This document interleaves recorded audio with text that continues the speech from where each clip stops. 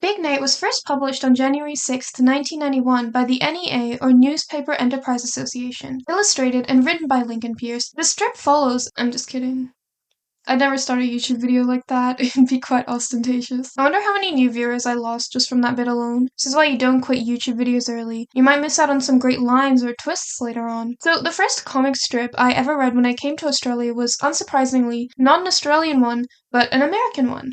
It was the Garf. Truly an inescapable cat, that one. The knowledge that his smirking face will likely outlive this channel and me keeps me up at night. You know how shonen anime has the big three? I think the big three comic strips of my childhood were Garfield, Calvin and Hobbes, and Big Nate. Calvin and Hobbes is easily the best one of these three, that's no question, but I did read the other two a lot more since they were pretty consumable. My preference was usually Big Nate, because there were just a stupid amount of them, and they came with novels, which was pretty cool. Also, the Garf is only 3-paneled, and even back then, I thought some of the jokes were really pushing it. It was like I was living in PS38. Like, I was right there with Dee Dee, and Francis, and Teddy, and Chad, and this is usually the part where I give some, deep story about how much Big Nate meant to me, but I don't know, I just liked it. It was a thing, and I wanted to talk about it, as well as answer the question, did the comics still hold up? Were they as good as when you read them in probably middle school? What about the novels? Or the TV show that everybody definitely and for sure liked? And what's the fandom like? Because that is a hallucinating answer. So join me on a journey through the world of Big Nate. Part 1. The comic. Big Nate is about our titular character Nate Wright, who is an American 11-year-old who lives in Ratcliffe, Maine, with his elder sister Ellen and their father, Martin Wright. If you combine young Corey Matthews from the first few seasons of Boy Meets World and Calvin from Calvin and Hobbes, you will probably get something pretty close to Nate Wright. He's got a huge ego, gets carried away with random side projects to get rich or famous, and is a terror to pretty much every adult in his life. The unique thing about Nate from other mischievous protagonists is that he's actually talented. He's a pretty decent comic artist and has a lot of love for the medium. He's terrible at school, but loves drawing and writing different characters and stories like ones where he's a superhero, or original characters like Dr. Cesspool or Dan Cupid. We'll go into these a bit later because I think they're cute and this is my video. Most of these strips are focused on Nate's misadventures in school, usually getting in trouble with teachers, failing tests and exams, having a rivalry with Gina or Arthur, getting trashed by his friends for his dumb ideas, or having been in a dumb situation, crushing on his crushes, being overly codependent, doing sports, or repeating the same year for infinity. There's also a lot of Nate playing the straight man to some absurd or unfair situation he's in, or the characters around him playing the straight man for his ridiculous rants or plans. Usually this is the twist part where I'm like, but there's so much more insane lore here, you guys. I can't wait to show it to you. But that's not happening here. Everything about Big Nate is actually quite domestic and mundane. The strip's very inspired by other popular American comics. You can usually spot Peanuts in there, some Calvin and Hobbes, a touch of Pearls Before Swine, and the Garf. If you're not a reader of traditional newspaper comics, you might not know that they're actually quite different to what you see in popular or viral webcomics today. These strips would have a cast of memorable characters, there'll be repetitive gags about their lives, things they're doing, etc. They'll also often have low-stakes arcs that will begin at the start of the week and end at the end of the week or for longer. When webcomics first found popularity online, this is the format you would usually see them in. Think Control-Alt-Delete, or questionable content, or even Muso Telepathy, which isn't American but technically counts. Nowadays, webcomics are a bit more freeform. They don't have to be limited to one environment or a single cast of characters. In fact, some popular webcomics feature the artists themselves as the main character being in a comedic situation, like an abridged version of animated story times. There are also ones that are a weird mishmash of general commentary about politics, the state of the world, minor inconveniences, social situations, and the characters usually never appear again, or are essentially faceless mannequins that can be reimagined and re-edited in whatever way people want. They've had a pretty nice marriage with meme culture for some time now, since it's a bit difficult to make memes from well-drawn and detailed characters that require you reading a few strips to understand the cast dynamics and jokes about specific characters. The Garf gets away with it because it's the Garf, and we know his deal as a lazy cat who torments his owner. Back then, things were a bit more formulaic, and gags would repeat in comics in different forms. I have no idea if there's a word for this, so I guess I have the privilege of coming up with one for it. I'll call it re-gags, re-jokes, crispy re-jokes, or maybe just crispies. I gotta get my name in there, to ensure people know I came up with it. I know the term recurring gags is a thing, but I'm not saying that more than once.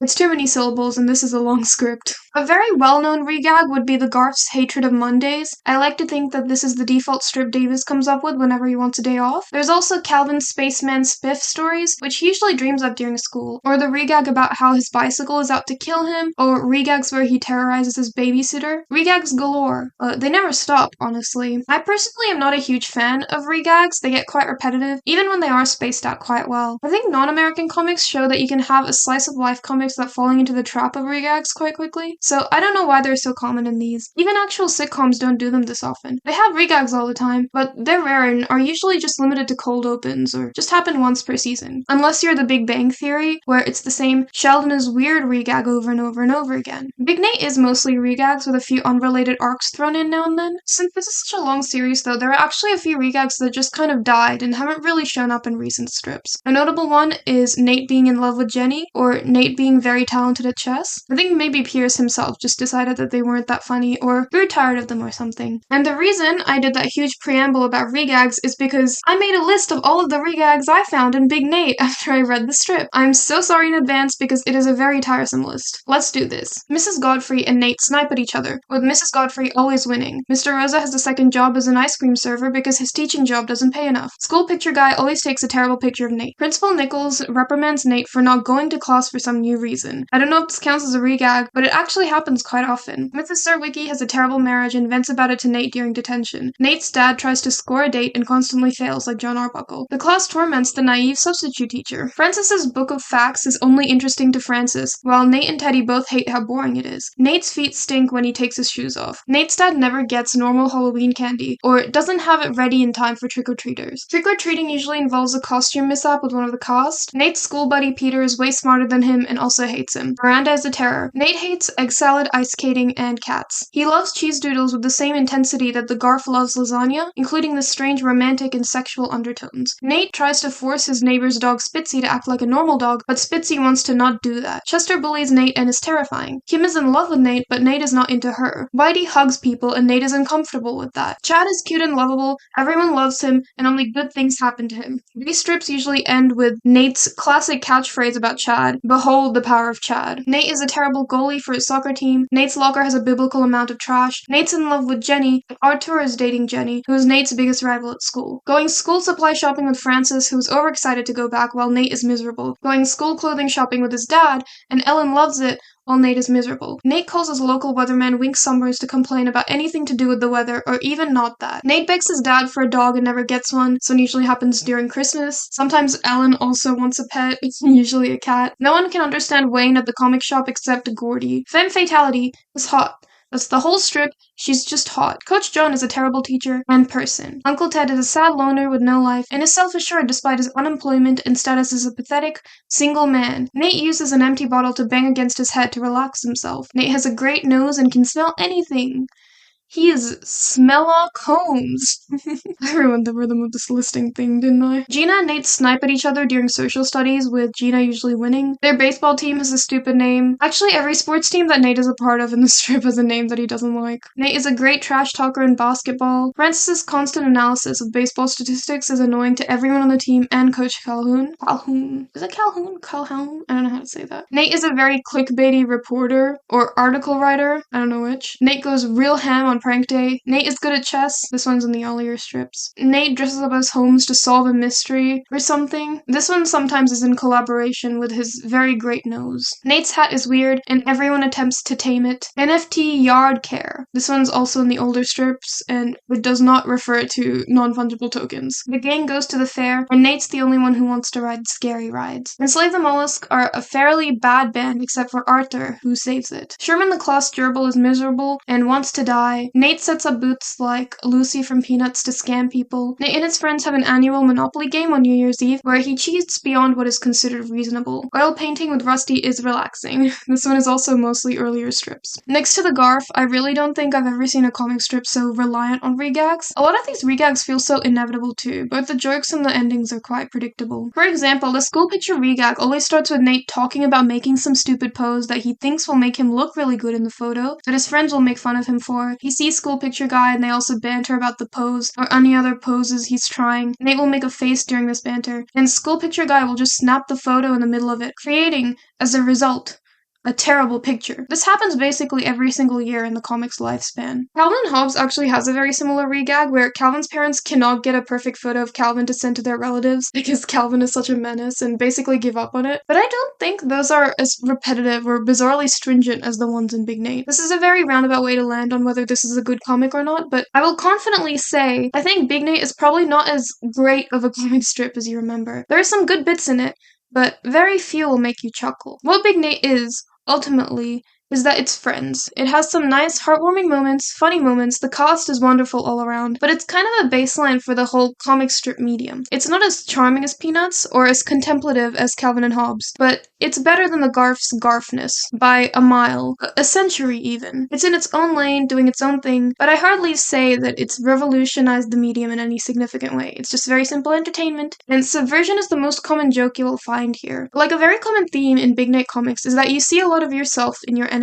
Despite Nate's hatred for Mrs. Godfrey, for example, there are a lot of arcs where he discovers that they share a passion or hobby for something, or with Gina, they both share the same level of narcissism that they each don't recognize in themselves. Stuff like that, which is interesting, but it's not like incredible commentary. Stuff like that is mostly played for a joke. The strip mostly thrives in its simplicity and genuinity. New characters will also cycle through to make the strip refreshing. For a while, Francis had a girlfriend named Sheila, who pretty much disappeared from the more recent comics now. She was a lot more prominent back then. Dee Dee was also a new face that got added to the cast in 2015, and she's still here a decade later. Outside of that, it's usually just Nate, his life, and shenanigans. The art style too, similarly to Sirens Lament, got cleaned up a lot more. It's not as sketchy with thicker lines, it's a lot thinner. And Nate himself has gone through a lot of changes in design throughout the years. The unique thing about Big Nate is that sometimes Nate's comics will take over as well, usually with the Sunday strips. There'll be lined paper, and you'll see a circular style take over. Dr. Cesspool is the one that's most frequently mentioned in the Big Nate catalog. The whole bit being that Cesspool is a freak surgeon who either messes up operations to the patient's dismay or fortune. I like these. They're fun.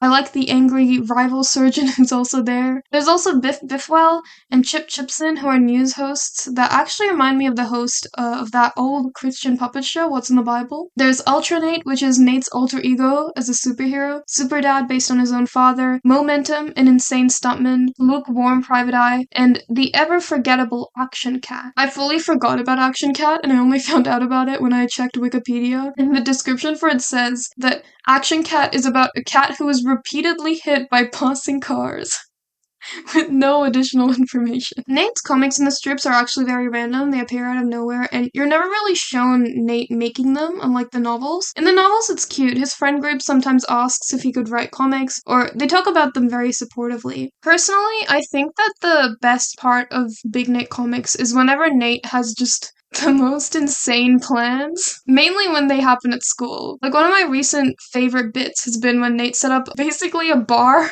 at school with non-alcoholic drinks for people to stop by and whine about their problems. Such a unique concept. I thought it was funny. And as of writing, there's a strip about Nate writing a book report about his maths textbook. Combine two projects into one so that he doesn't have to do either of them. I thought that was clever, and a very Nate thing to do. The strip is very consistent in quality, but to be honest, I have no clue why Pierce is still going after this long. I can't imagine working on the same comic every single day for all of my adulthood. Maybe it's a Jeff Kinney situation where you're just really committed to the life of this 11-year-old after spending more than a few decades on them. Part 2. The novels. Most people agree that the novels are infinitely better than the strips, but I think that's just the result of the fact that comics are very limited in their format. There's only 4 panels in the strip, but the novels are full-length stories and you can get a lot more into Nate's head. You also see more of Nate's drawings and comics in it. It feels very personalized. It's a good combination of comic panels and text. Personal taste thing, but I definitely prefer the strips to the novels. I don't know what that reveals about me. You'll notice that Nate in the strips and Nate in the novels are very different people. The comic leans towards Nate's mean-spirited nature a lot more, and making fun of his idiocy, while the novels make him hold back a lot more. He's more sympathetic, and shows immense guilt when he's realized he's taken things too far. When he hurts people, even the teachers, it's given a lot of weight and importance by the narrative, but in the strip, it's always played for an easy and lighthearted laugh. And I just think the strips are funnier for allowing this child to get away with, like, stuff that can get you put in juvie. Again, personal taste thing, because most people I know prefer the novels by a mile. I will now go through each novel like I did with the Emily Henry video, and I'm guessing you will all be blasted with waves of nostalgia, so Get excited. Big Nate in a class by himself. So this book starts and ends over the course of a full school day as Nate attempts to manifest a fortune he got from a fortune cookie that says he will surpass all others. We follow Nate as he goes to each class, attempts to do something that will surpass all others, fails repeatedly, and keeps collecting detention slips instead. When all seems lost at the end of the day, and Nate goes to detention, believing he's failed, it turns out that he's the only student who's ever received 7 detention slips in a day in the history of the school. Therefore, the prophecy has come true. He did actually surpass all others somehow, even if it's not like with something that bettered the world. He just made all the teachers' lives so miserable that day, to a point where no one had done it better before. If you want the ultimate Big Nate experience, like just read one Big Nate thing and never read another one ever again, this book is for you. It's perfect for beginners who are interested in this universe, and it's perfect for ambivalent people who just want to know about this popular children's media they missed out in middle school. I'll be bold and say that this novel is probably my favorite version of the middle school student narrates their life in an autobiographical or diary format that was prominent during the 2010s. This novel pretty much blows all of them out of the water. I really like how each of the characters are introduced with these little explanatory panels, with Nate's bias showing really clearly and how he feels about each of them. You really get into his head in this novel, it's nice. Also, Nate's just so miserable throughout most of the story, so it's kind of a light at the end of the tunnel when he finally wins at the end, even though he wins in such a half-hearted way. Also, Chad's here. And he's not Chad, but he's Chad. It's very strange. Big Nate strikes again. Similarly to the second book in the Diary of a Wimpy Kid series, this book focuses on a rivalry, or relationship Nate has, with someone he finds obnoxious and overbearing. In Diary of a Wimpy Kid, it was with Greg's older brother Roderick, and in this one, it's Gina Hemphill-Toms, the annoying, nerdy girl who sits behind him in class. Nate has to work on a project with Gina for social studies, but they're obviously at odds with each other because Nate draws comics for the project while Gina does a more traditional report. So Gina sees him as a weight on her back, while Nate sees her as a weight on his back, since she's on his fleeceball team, and while he's the leader of the team, she can't play to save her life. Ultimately, they both make a deal that the other backs off their respective thing, so Nate doesn't get involved with the group project, while Gina doesn't get involved in the fleeceball tournament. So after hearing both of these conflicts set up by the plot, you'd think, oh boy howdy. I think that's how Big Nate fans sound. The conclusion to this plot would be Gina seeing that Nate has something to offer while working on the project together, and Nate sees Gina's value in fleeceball. But weirdly, no. Nate's comics saved their project because Gina didn't realize they were also meant to have visual aids, and Gina randomly hits a home run when they play fleeceball after Arthur gets injured and can't play, but they don't come to any sort of agreement or temporary unity over this. Gina still hates Nate after he saved their project, and Nate still hates her after she wins the fleeceball game for them. And then, for absolutely no reason, she gets detention for raising her voice in the library. And the book ends, and it's like, okay, so I guess they didn't make up or learn anything from that experience at all. I feel like it shouldn't have even been a home run. She's a nerd. They could have just had it like she did a statistics thing, ooh ah, and then they hit a home run. Why did she just randomly get good luck out of nowhere? I feel like Gina shows glimpses of humanity every now and then, like Paris from Gilmore Girls. It's hard to completely hate her, so it's weird that this book doesn't allow her to just have a nice moment at the end. How many people will get the Gilmore Girls reference, I wonder? Are they even the target audience for this video? I will say, I've never seen any other piece of media pull off platonic hatred as well as Pierce does with Gina and Nate. It's really funny because the strips in the books would do this thing where Gina and Nate despise each other, and it's very intense. But all the surrounding characters at some point might spread rumors about Gina liking Nate, or Nate liking Gina, and both of them would lose their minds over it. It happens especially to Nate, where there'll be rumors that he's in love with Gina. And just from Gina's perspective, it's really funny to constantly hear rumors the guy you hate in class secretly likes you. And then talking to him about it, and he just insults you so genuinely to your face. At what point are you like, maybe the rumors are right, and he is just screwing with me? This book is mostly a tribute to Ben Franklin towards the end, and I have no clue how it became one. Also, these teachers give out detentions like they're free movie tickets. They really need a better system of punishing students. Big Nate on a roll. This one is a bit more meh. So Nate is a Timber Scout, and he wants to win this top prize of a skateboard in a competition where all the scouts have to sell wall hangings or something because he lost his skateboard. The unfortunate thing is that he's competing with Arthur, who he hates because he's better at everything Nate's good at. Nate sees some big rivalry between them, but Arthur likes Nate and sees him as a a close friend, oblivious to this animosity he has. Nate realizes that there's no way he can compete with Arthur on the wall hangings thing, so he decides to buy wall hangings himself to rack up his count by doing odd jobs and earning money the traditional way. So he mows grass, tries and fails to sell comic books, etc. Ultimately, when all is lost and it seems like Arthur's gonna beat him, he finds an old comic book and realizes that it's now worth hundreds of thousands of dollars and sells it to win. When the Timber Scouts gather to see who's made the most money, Arthur and Nate come to a tie of 58 wall hangings, and according to my calculations, $464. And since they tied, they flip a coin and Nate wins the skateboard. Okay, two things. Nate, you made $464. You can probably buy 8 skateboards with that. Secondly, I love that this entire story is about his rivalry with Arthur, how Nate can never seem to best this kid who has all the attention he doesn't have. And the way Nate finally wins over him is with a coin flip. I don't know what lesson we're learning here. Like, sometimes, with enough luck, you'll just get what you want after you've been through enough misery, I guess. Cheery.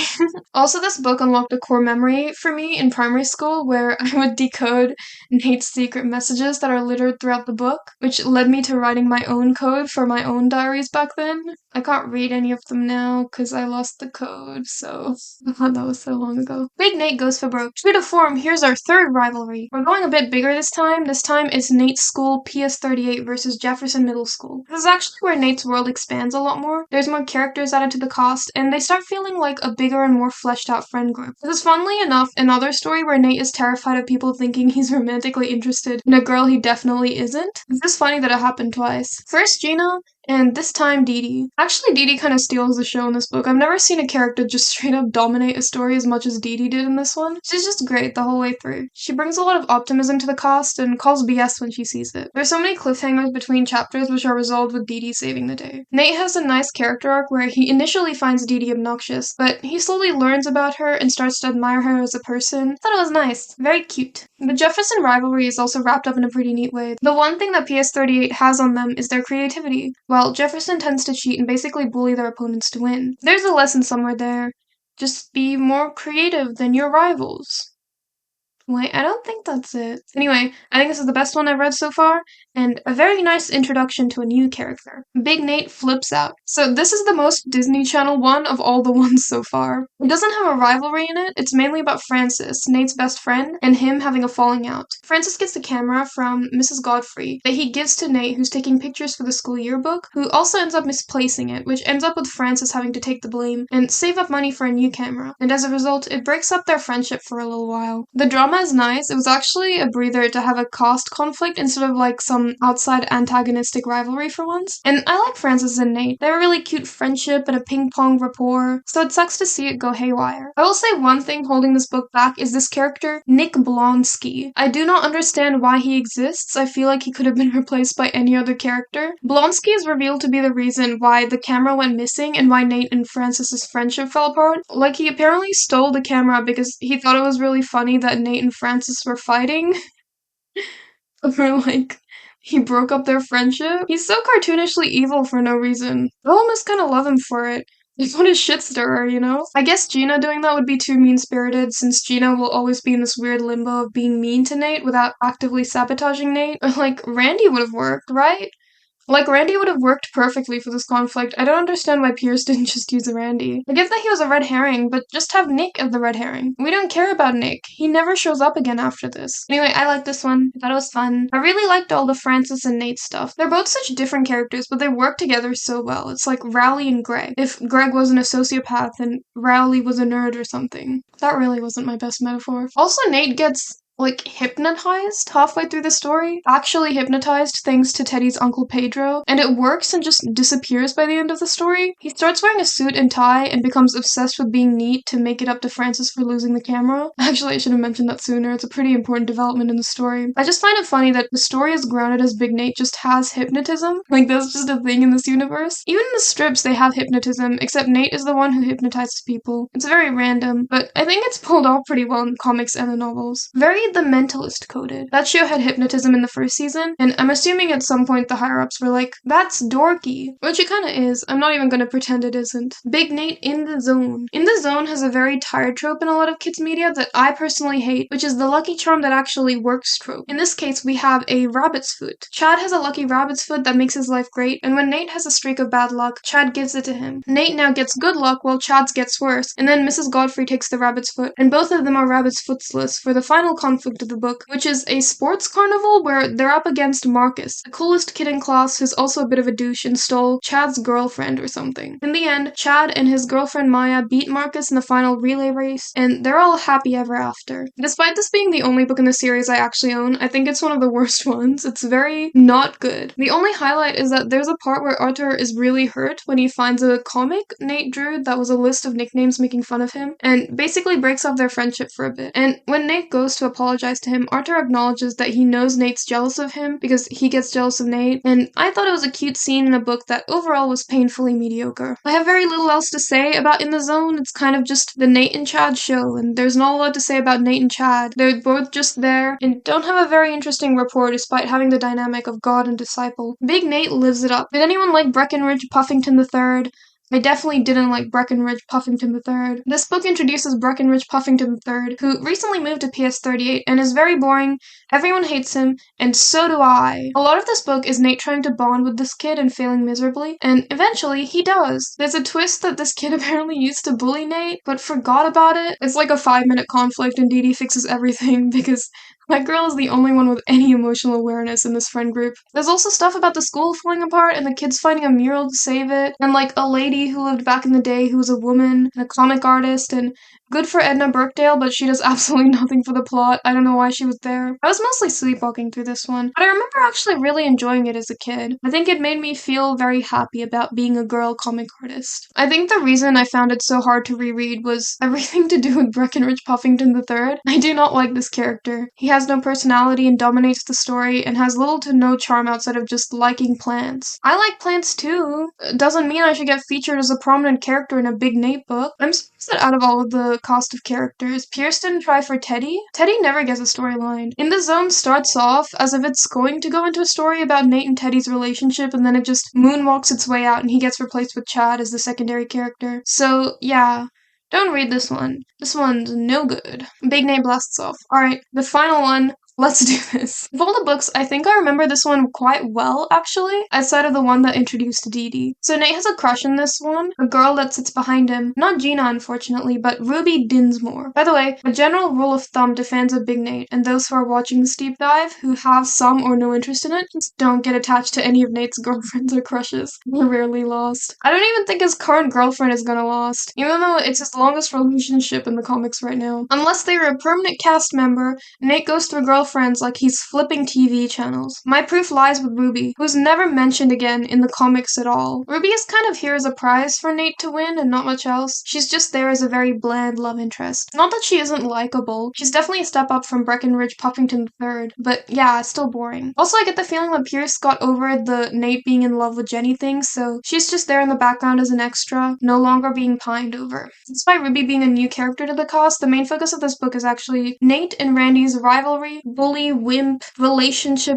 frenemies thing. They both like Ruby, so they keep escalating their animosity towards each other more than normal, and constantly getting into fights. This tempers when Nate finds out that his dad got a job in California, and he might be moving away from all his friends. Randy's the only person he tells us to, and Randy explains that he also moves every week between his mom's house and his dad's house. So yeah, this novel really humanizes Randy in a way that the previous ones didn't, and Nate actually comes to a kind of friendship with him. It's pretty nice. I wish Gina got the same treatment, but I guess that's too much to hope for. The moving away thing gets resolved so randomly though. Like, Dee Dee finally makes Nate confess what he's been hiding, and then his dad just shows up like, I have a job now. Like, cool.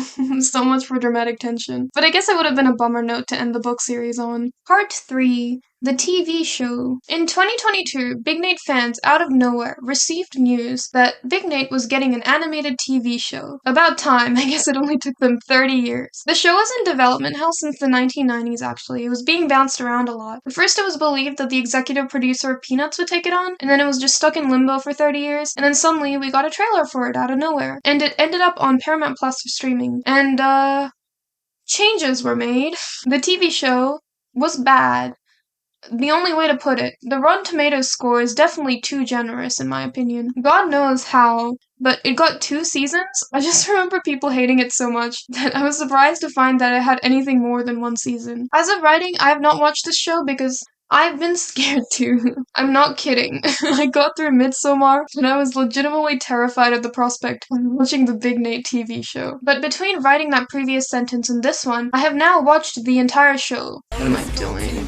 I should have just done my mastery. What the fuck am I doing? The worst part of this show is that they try to make it feel hip and cool, but it's the way a 60-year-old thinks teens from the 2000s were hip and cool. For example, Nate isn't destined for greatness anymore like in the books. He's now destined for awesomeness.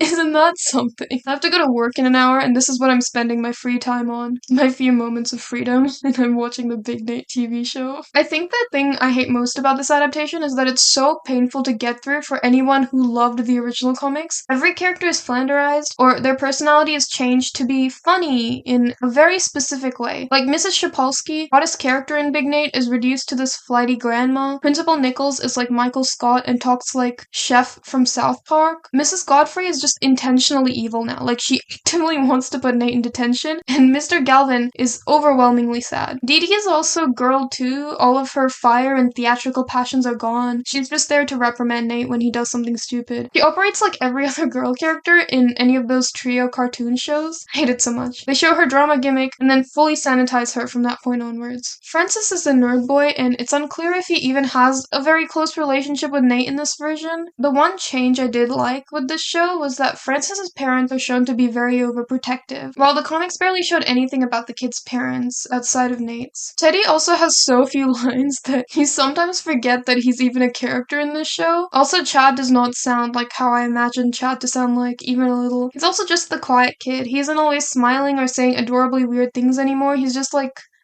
there. Gina's actually pretty spot on, and the voice actress for her is pretty cute. I didn't mind Gina one bit in this adaptation. I thought she was very cute. The only characters that are kind of the same are Ellen and Marty. Marty's a bit more pathetic, a lot more drug-induced John Arbuckle. But Ellen's pretty much the exact same, except she's a little more flanderized than in the comics. Also, she's played by Dove Cameron. I don't know why. But, yeah, she's here to fill the quota for famous actress, I guess. There's also a lot of gross-out humor, which is just annoying. The strip absolutely avoided anything like that. I don't know why the show committed to it so hard. I think there are actually some pretty good lines, but overall it sounds like there was a strict deadline, or maybe the writers just suck at their jobs. It feels like it would be so easy to write a TV show based on Big Nate. Like, there's so many elements to work with already. They had everything there.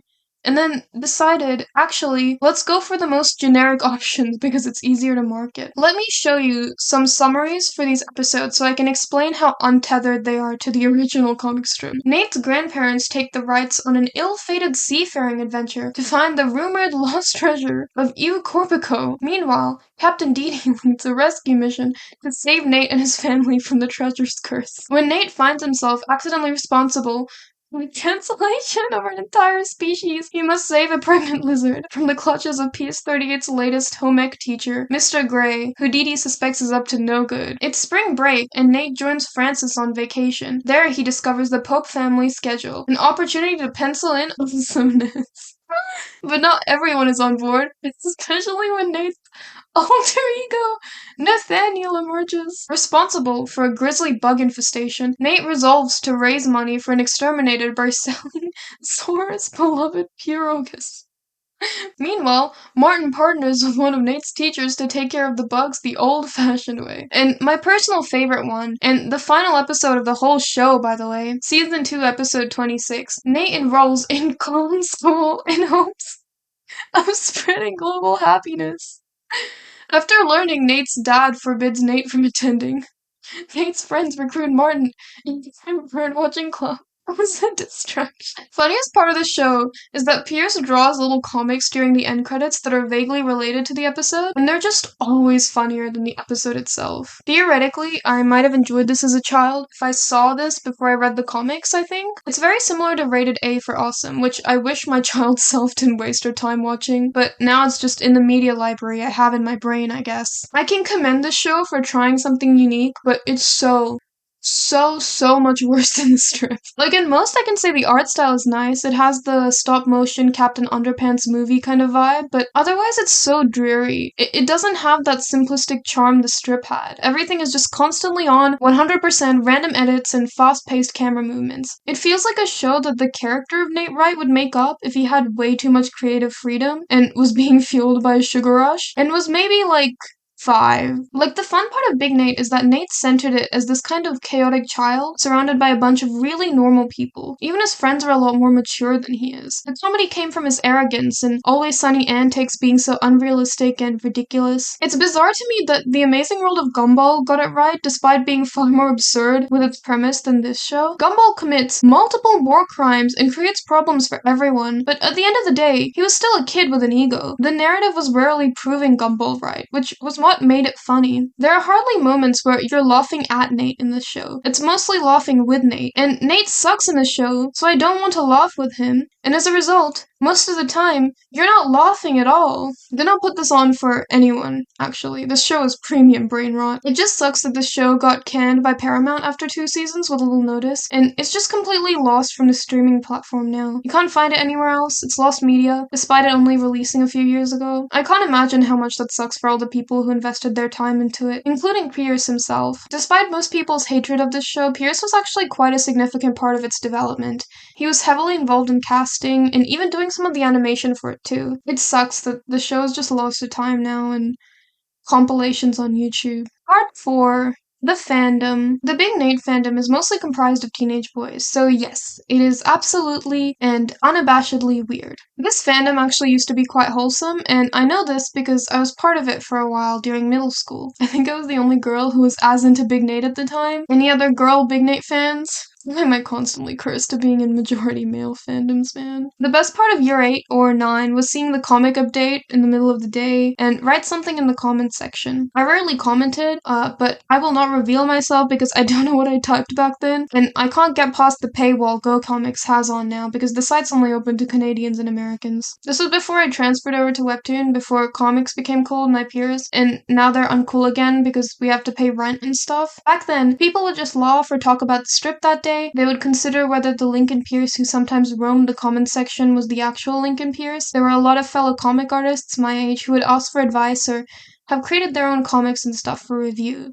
It was very, very cute. I remember it fondly. At some point during my later years in high school, I stopped checking for updates, and Big Nate became the thing I checked periodically to see if it was still going, and the answer was always yes, it definitely is. But what changed, however, was the comment section. People were being very weird in the comments section, and I noticed that peers stopped frequenting it as much. They would say edgy or mean-spirited things, be mean about the comic that day, or just bully each other. My theory was that the people who read Big Nate as kids and were online at the time got to the age where they believed that being edgy for the sake of attention was cool, and perverting a wholesome comic like Big Nate was funny to them, and it bled into the fandom and kind of spread around. And this is manifested into the topic I dreaded the most to tackle in this video.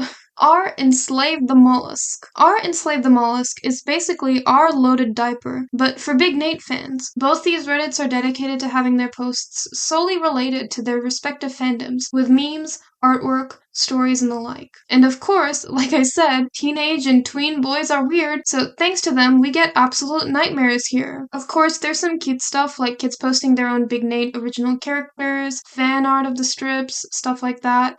And there's also this. And it's just like, okay, child, thank you for your contribution to the internet. There used to be this, pride Gen Z had about not being easily understood by the older generations, having weird memes that make no sense, stuff like that. And I'm realizing it's just kids. Kids are just like that. We just hear and see more of them now because they're all online and just insanely comfortable saying nonsensical things. Okay, let me no longer hold you in suspense and show you my favorite piece of Big Nate fan work, The Locker, by a deleted user on this subreddit. The Locker is a fan edit of a Big Nate novel where they've basically just written a fan fiction with edits of illustrations from the books. There's a really interesting use of horror in this, and those Greg Heffley fan edits that I find fascinating and haven't really seen anywhere else. It's this kind of psychological horror where a fictional diary stops making sense. For example, this reads like a Big Nate novel. There are illustrations and the writing is similar, but there's something wrong with this story. It's such a unique discomfort. The locker follows Nate as he realizes something is wrong with his locker. Whenever he opens it, the trash inside starts floating around him, and no one's noticed or said anything about it. He finds it a bit annoying because if gravity is making the trash from the locker float, it will likely start doing it to things he needs. He won't be able to sleep in his bed or eat food. When he goes home that day though, something strange happens. He finds a locker in his room. A school locker. When he goes through it, he's suddenly in this bizarre void filled with floating objects and things he's seen from the stories he was in. Like Teddy's snow tube or Jefferson's knight of armor. As he's floating through, he finds some kid he's never seen before and doesn't look even a little bit like him. He doesn't know who this is, but before he can even say hello, everything goes black. Suddenly, Nate doesn't know where he is and he's in a house he's never been in before. Desperate to find a way out, he wanders through the house and runs into some random woman. He pulls on a backpack so he could pretend like he was meant to be there, and the woman offers to drive him to school. The entire time, Nate is wondering, how will I get back to my own reality? Okay, admittedly, the story gets quite off the rails. At some point, Nate almost shoots Manny from Diary of a Wimpy Kid in trying to get home. He gets the police called on him for some inexplicable reason. If you actually want to know what happens, you can read it. It's still up on the subreddit. It's one of the most popular posts up there. It's funny to me that usually when people write fanfiction crossovers of universes they really like, they focus on the unique character interactions that would come from such a crossover, or a threat the characters would have to face together. But the locker shows Nate accidentally getting caught in the Diary of a Wimpy Kid universe, wandering it aimlessly with this intense fear of being stuck there forever with people he doesn't know, and a world that, while being exactly the same as his, is foreign to him, and he doesn't know what's real or not anymore. He doesn't kick back and have a drink with Greg Heffley, or go to school and talk to the characters there. He just really freaks out, and that's so terrifyingly realistic. Like, shit, man. I can imagine how freaked out I would be if I stepped into another dimension, and it's the exact same as mine, but everyone has anime eyes, and I don't recognize anyone I would know. I realize that I might be trapped there forever, with only my memories of the world I was born in. Very subversive, The Locker. I'll give it that much. I think it's my favorite Big Nate fan work I've ever seen, next to the comics I used to make with the Big Nate Comic Maker app in high school. Would it surprise you to find out that I wasn't invited to any parties back then? Also, there's a Prop Tropica island for Big Nate. It's gone now because Flash died, I think. I don't have a lot of feelings about this. I played it once, and it exists. Sorry, I don't have anything more to say about it. I wasn't very into Pop Tropica. Everyone's heads looked like beans. I feel like the worst thing about the Big Nate fandom right now is the fact that it's pretty much dead. Especially with Go Comics now having a subscription service to use their platform and a paywall, I don't think anybody will be reading Big Nate anytime soon, unless you purchase the books from Scholastic Fairs. Everything's getting monetized, except me. Part 5, The Thing. There is one more thing that can't go unmentioned about Big Nate as a whole, and it's the 9/11 comic. Is it weird that this is the second video in a row where I talk about 9/11? I'm on a real America kick this month. The 9/11 comic is strangely the most popular strip people know from Big Nate, and it is very bizarre. This comic has befuddled Big Nate historians and non-Big Nate readers alike because we still have no idea whether it's meant to be funny or not. The first time I showed this comic to my sister, she burst out laughing, but I was like, it's meant to be serious. It just has to be. Let us go through this together real quick. Randy walks up to our boys on the beach who are making a sandcastle, and because Randy sucks, he's like, I'm going to knock it over when you're done. I don't know why he's telegraphing his attack before doing it, but sure. That's what he's doing. However, Nate then cryptically says he won't knock it over, and Randy walks off. A bit later, Randy finally returns to see that the boys have made a sandcastle version of the Twin Towers pre-9/11. Oh my god. Okay, theoretically, from a real-life perspective, if a young kid did this, they would have done this as a screw you to the bully, like, make the Twin Towers so they feel awkward about knocking it down. I see the humor in that, and I understand why people read it that way. But let's be real here. Pierce has shown before that he's a very patriotic guy, so I'm pretty sure this is a genuine comic about the 9/11 attacks being a terrible tragedy in America, and paying his respects through the characters.